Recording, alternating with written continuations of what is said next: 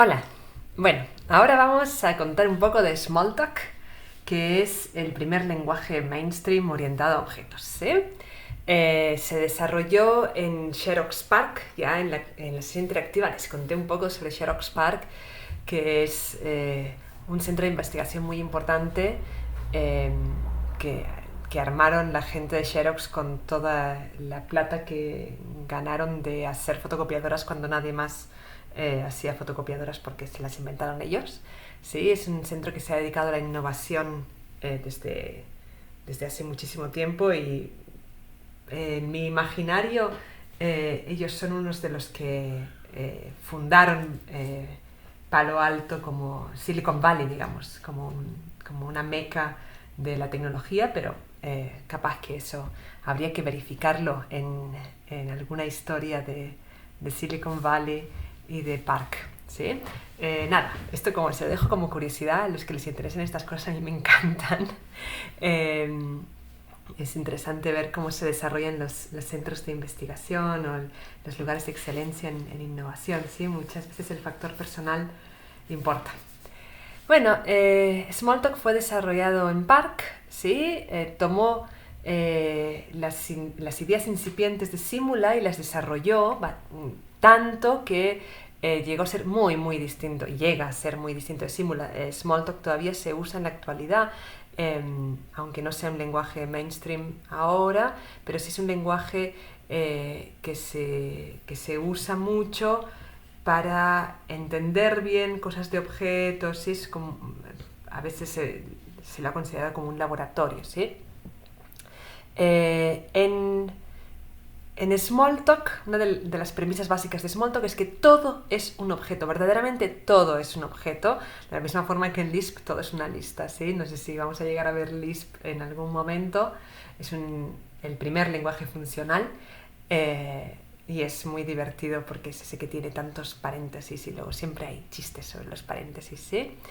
En Smalltalk todo es un objeto y todas las operaciones son mensajes a objetos. Capaz que esto les suene de un sistema operativo que corría por ahí, también un sistema operativo experimental, ¿no? El Minix, donde todo eran mensajes a objetos, ¿sí? Eso hace, el hecho de que todos sean objetos y mensajes a objetos, hace que este lenguaje sea muy flexible y poderoso, ¿sí? Si hay un objeto que recibe un mensaje que no entiende, en lugar de dar un error directamente, se hace un esfuerzo para inferir de alguna forma a través del sistema de tipos, de la herencia, de reordenamientos, de casteos, que se puede llegar a hacer con ese mensaje, ¿sí? Bueno, así a la flexibilidad de Smalltalk. Smalltalk se desarrolló con un objetivo aplicado en mente.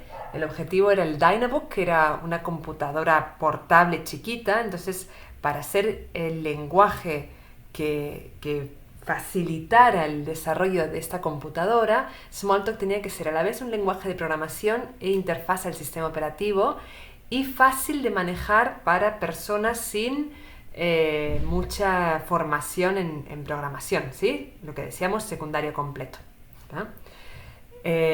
Hoy en día la comunidad de Smalltalk es una comunidad súper interesante, de desarrollos muy interesantes y tienen bastante financiación para hacer cosas, así que yo les diría que por ahí se pueden acercar al grupo que hay en la UTN de Smalltalk, si les interesa.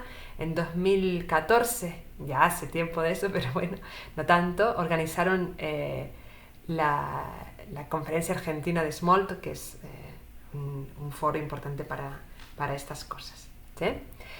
Bueno, vamos a lo concreto, ¿sí? Van a ver que los conceptos fundamentales de orientación a objetos están prácticamente en todos los lenguajes orientados a objetos, pero cada uno los llama como quiere, ¿sí? Y esa es una de las primeras cosas que tenemos que aprender. En general en todos los lenguajes, ¿no? Se usan nombres para decir cosas distintas. En cada lenguaje, en la orientación a objetos se usan nombres para referirse a las mismas cosas, ¿sí? En general no para objeto y clase, ¿sí? Un objeto siempre es una instancia de una clase y una clase es una definición, ¿sí? Una declaración del comportamiento de sus objetos, ¿sí? Es como una definición genérica de todos los objetos de esa clase, ¿sí? Eso suele ser así en todos los lenguajes orientados a objetos. Luego una subclase es una clase definida como modificaciones que se añaden, que se suman a esta clase, eso también suele ser así. Pero luego tenemos una gran variedad en los nombres que se utilizan para estos conceptos de acá. En Smalltalk hay una diferencia entre el nombre de un método y la implementación del método, ¿sí? Eso tiene que ver con la flexibilidad y el reemplazo en caliente que en Smalltalk se puede hacer sin grandes problemas, ¿sí? El selector es el nombre de un mensaje, diríamos como el nombre de una función que está asociado a una clase, ¿sí? Yo cuando defino una clase puedo definir funciones dentro de esa clase. Esas funciones no se llaman funciones, sino que se llaman métodos, ¿sí? Son cosas que pueden hacer los objetos de esa clase, ¿sí? Funciones que pueden ejecutar los objetos de esa clase. A esas funciones se les llaman métodos, pero su nombre, el nombre de esos métodos, no se llama nombre del método, sino que se llama selector. ¿Por qué? Porque tiene que ver con esta conceptualización de las ejecuciones como mensajes. Yo lo que hago cuando me comunico con un objeto es enviarle un mensaje a ese objeto. Ese mensaje viene con un selector que va a buscar cuál es el método que se tiene que ejecutar para responder a ese mensaje, ¿sí? Entonces, el hecho de que estén separados el selector del método me va a permitir por ahí añadir flexibilidad en el método, ¿sí? De forma que yo para un selector pueda tener diferentes métodos. ¿Recuerdan cómo se llamaba eso? Sobrecarga, ¿sí? Podemos ahondar un poco más sobre eso, ¿sí? Pero piénsenlo como una característica de la flexibilidad, ¿sí? El mensaje, entonces, será un selector con valores instanciados para sus parámetros, ¿sí? Un selector con argumentos. Ese es el mensaje, ¿sí? Entonces el selector va a buscar cuál método y le va a pasar estos valores para sus parámetros, sus argumentos, al método. El método no es nada más ni nada menos que el código que usa una clase para responder a un mensaje, ¿sí? Y la variable de instancia son los datos guardados en un objeto, ¿sí? Son como las variables que tiene asociadas ese objeto, ¿sí? Una cosa más estática que los métodos. ¿Bien?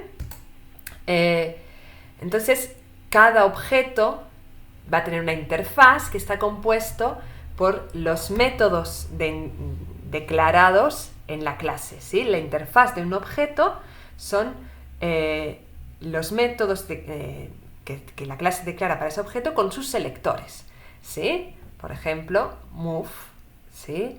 Y draw para point, ¿sí? Esos son los métodos. Esto de acá son las instancias de clase, ¿sí? Pero no forman parte de la interfaz. La interfaz forma parte move y draw, en el caso de point, move, color y draw para color point, ¿sí? Ven que color point es una subclase de point porque añade un método más a la interfaz de point, ¿sí? Y lo vamos a ver con un poco más de detalle, ¿sí?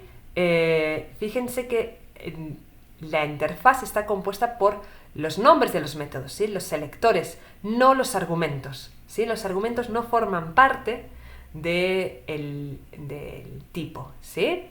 Entonces, cuando nosotros le enviamos un mensaje a un objeto, lo que se hace es buscar si el selector está en la interfaz de este objeto y se puede ejecutar el código, el método asociado a ese selector, ¿sí? Y eso va a andar si efectivamente el selector que va en ese mensaje está en la interfaz del objeto y tiene un código asociado que se puede ejecutar, ¿sí?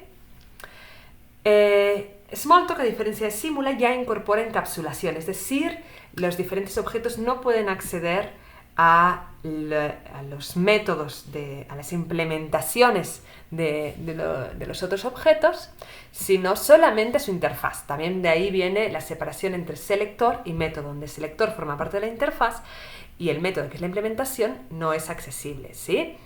Fíjense que las variables de instancia están ocultas, ¿sí? Por eso es que decimos que estas variables de instancia no forman parte de la interfaz, ni de point ni de color point, ¿sí? Los otros objetos no las pueden acceder, pero sí no las pueden acceder directamente, no pueden decir, hola, dame tu X, ¿sí?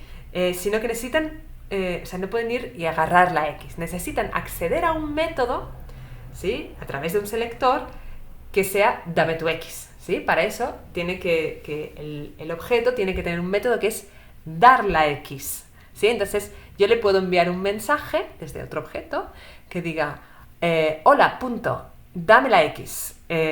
Y entonces con el punto lo que va a hacer es con el selector dame la X, va a buscar si hay un método que esté asociado al selector dame la X y lo va a ejecutar. Y ese método puede ser simplemente dar el valor de X, ¿sí? Bien, bueno. Este sería un ejemplito de la clase punto, ¿sí? Fíjense que tenemos el nombre de la clase, ¿sí? Que es una subclase de la clase objeto, que es su superclase, ¿sí? Tiene una cosa que se llama variable de clase, que es pi. Estos son variables que están asociadas a todos los objetos de esta clase, y luego tiene variables de instancia, que son las variables que están asociadas a cada uno de los objetos de esta clase, y no se pueden acceder desde otros objetos, mientras que las variables de clase están asociadas a la clase y por lo tanto son comunes a todos los objetos de esta clase, ¿sí? Luego tendremos los mensajes y métodos de la clase con sus selectores y su código, ¿sí? Y los mensajes y métodos que pueden ser propios de la instancia, ¿sí? Del objeto en particular. ¿Tá? Aquí vemos, por ejemplo, mensajes y métodos de la clase, ¿sí? Vemos que ahí está el método new, que es para para instanciar un nuevo objeto en este caso de tipo punto, ¿sí?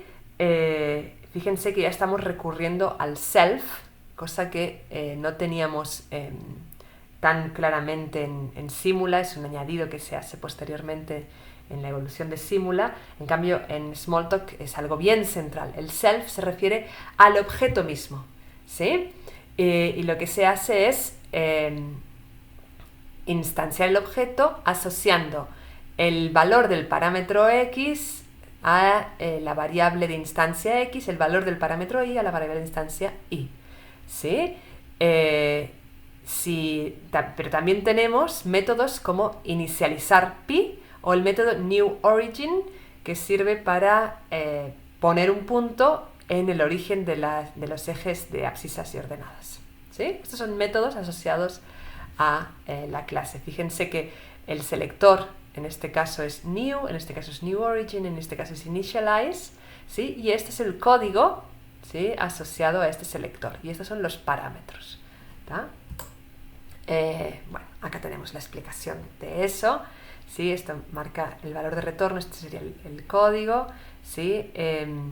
Esto marca el alcance de la selección de la declaración local, esto es la asignación, ¿sí? Y esto es el constructor, ¿sí? Que se hace con new.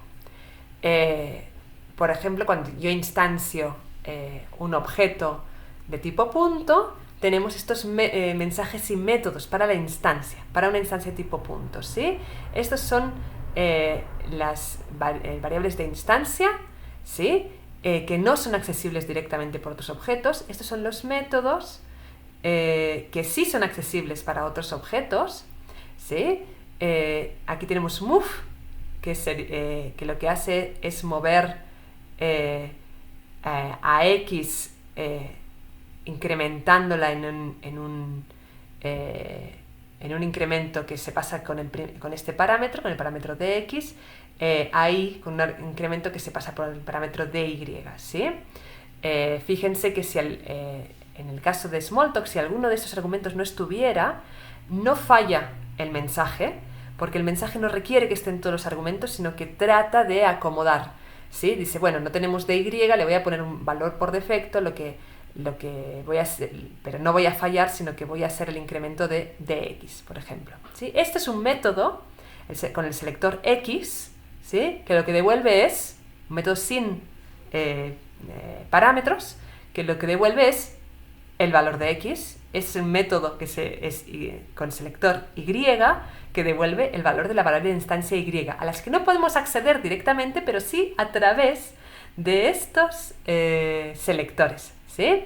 Y acá tendríamos el método draw con el código asociado a dibujar el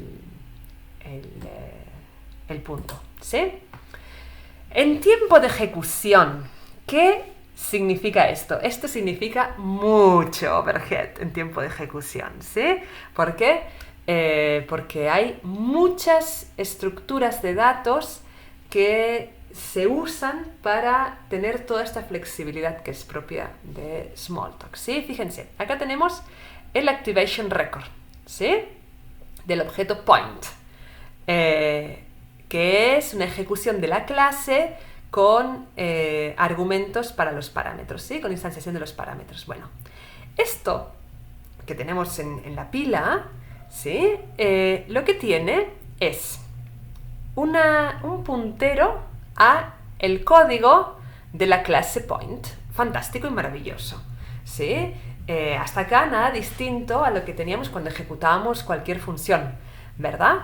Pero este código no viene solo, sino que además tiene un puntero a su superclase de la que va a sacar varias cosas, como por ejemplo new. Puede tener un puntero a varios templates para dar forma a estas variables locales o a esto, y además tiene un otro puntero al diccionario de los métodos que están en esta clase, ¿sí? Cada una de las funciones que en esta clase se guarda como función, es decir, como un nombre, un selector asociado a un código que es este que está por acá, ¿no? Y esto es el diccionario de métodos, es la colección de todas estas asociaciones entre código y puntero, entre nombre del método y el puntero a donde está el código de ese método, ¿sí? Como ver entonces, para ejecutar este objeto tenemos muchas consultas a diferentes estructuras de datos que no todas están en la pila, sino que están en diferentes lugares de la memoria en tiempo de ejecución. ¿Sí? Eso significa que en tiempo de ejecución yo voy a estar consultando muchas cosas y no siempre en la memoria de mayor jerarquía. Por lo tanto, voy a ser más lento que si solamente estuviera ejecutando cosas que están en la pila o hiciera una sola consulta, ¿sí? Entonces, eso hace que a nivel de eficiencia Smalltalk no sea muy eficiente por todas estas consultas a otras estructuras de datos en tiempo de ejecución. Bien. Bueno, otra cosa interesante que tiene Smalltalk, que ya lo hemos dicho, es el uso de self y super, ¿sí? Que nos permite hablar de referirnos al propio objeto o a su madre, ¿sí? Y vamos a cortar acá y ahí les voy a hacer otro videito con herencia y subtipado y otras características interesantes de Smalltalk.